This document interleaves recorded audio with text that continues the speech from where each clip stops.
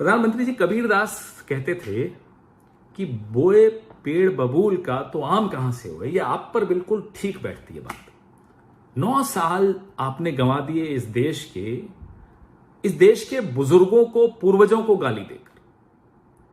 3 पीढ़ियों का अपमान करते हैं जब आप बोलते हो 70 साल में कुछ नहीं हुआ। तब नहीं आपको देश की छवि की चिंता होती। संसद में खड़े होकर पीठ थपथपाते हैं अपनी, एक अकेला सब पर भारी।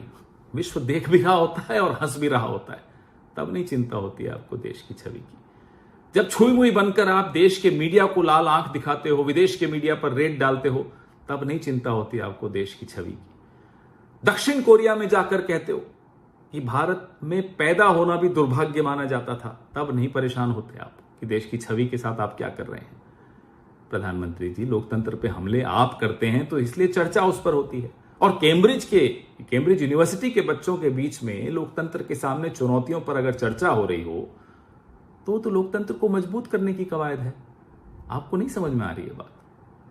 प्रधानमंत्री जी, कुछ गलतफहमियां आपने पाली हुई हैं अपने विषय में। आप सिर्फ एक प्रधानमंत्री हैं, आप भगवान नहीं हैं, आप सृष्टिकर्ता नहीं हैं, आपकी अनुमति से सूरज उगता नहीं है, आपके भय से चंद्रमा अस्त नहीं होता।